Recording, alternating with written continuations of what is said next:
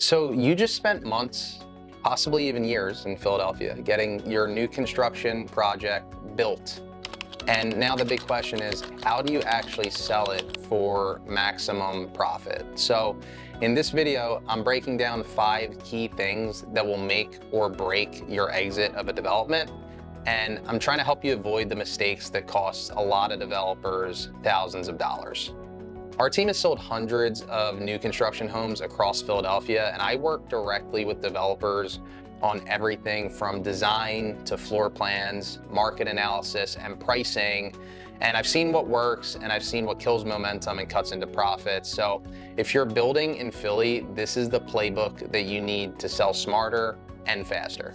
My name is Mark Gabriel. I'm a real estate agent, investor, and developer here in Philadelphia, and my goal is to give you everything you need to profitably build, buy, or invest in real estate in this city. So if you're a developer or investor looking to source land, analyze deals, or sell your next project, shoot me an email or drop a comment below, and definitely don't forget to hit the subscribe button.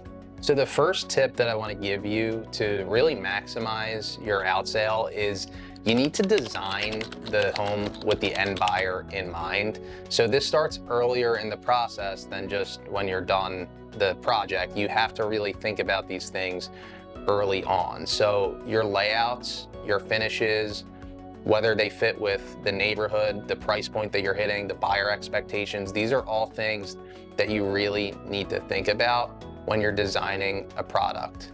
One thing that people do a lot of times is they either overdevelop or they underdevelop a property. So if you're overdeveloping a property, you're putting too high-end finishes in for what the price point is likely to be, or you're overbuilding it and making it way too big of a property for what you're typically gonna find that people want in that neighborhood.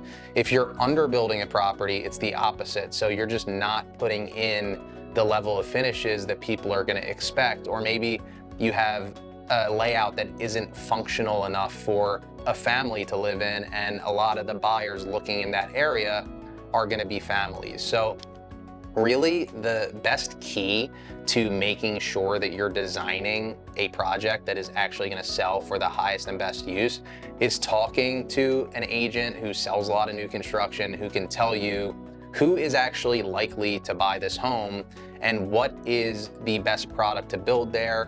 What kind of finishes are those buyers looking for? What kind of features are they looking for in the home? One thing that we've seen recently, just as an example, is people really wanting that extra space for an office in the home, because ever since COVID, a lot of people work remotely. So we're starting to build those extra spaces when we can into our product to try and help sell the product when all is said and done. So designing a thoughtful product with the buyer in mind is really the first key to maximizing your out sale.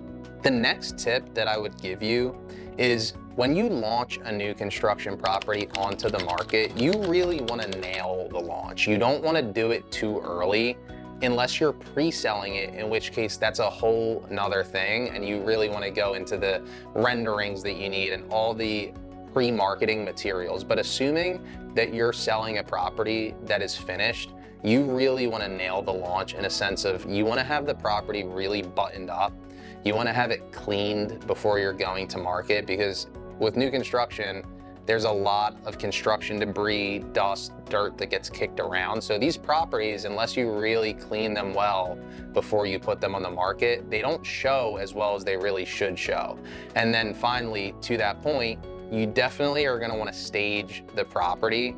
Pretty much every new construction property that we sell, we would suggest getting it staged, because it just helps the buyer understand what they're looking at, how they're gonna lay out the home, and it just helps make it look like a higher end product than when it's just a vacant home, especially in Philadelphia, where a lot of these homes are somewhat similar in their layout, the square footage, you know, even the design. Sometimes the staging can really make a huge difference and be a differentiator from your product to someone else's. And it also helps to have that done before you're getting the photos shot, because the staging just enhances the look of the photos by so much And if staging is too expensive for you, one thing you can look at is doing things like virtual staging, where they just take photos of the home vacant and then they render in furniture.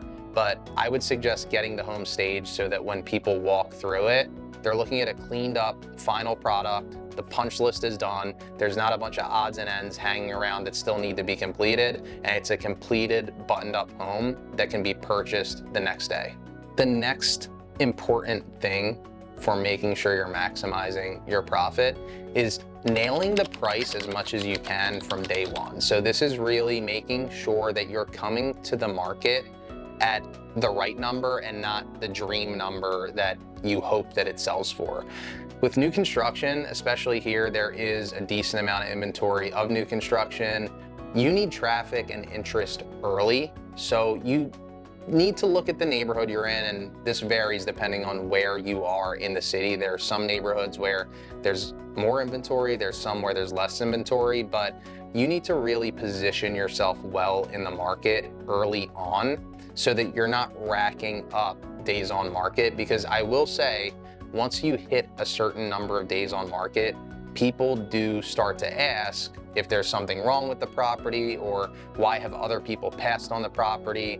And it becomes harder to sell the property the longer that it sits on the market. So if your agent is telling you that it's within a certain range and you want to price it way outside of that range to try and hit a dream number, you know, a broken clock is right twice a day. So you could hit that number. It might happen. Like, by no means is, you know, every real estate agent 100% right on their pricing assessment, but most of the time, if you're way outside of that range, you're probably not going to get your number. You're probably going to end up having a home that is sitting on the market for an extended period of time, and then buyers are asking, you know, what's wrong with this home?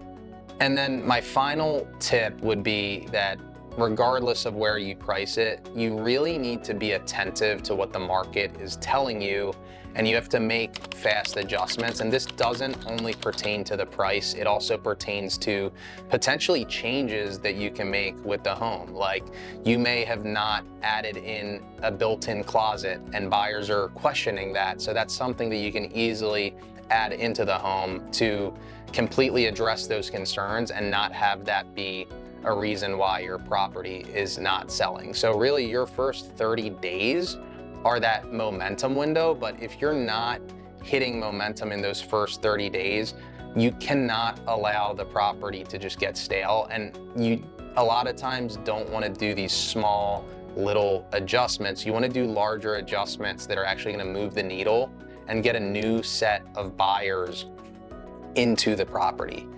One thing that I always tell developers and sellers is you need to think about how buyers search for real estate.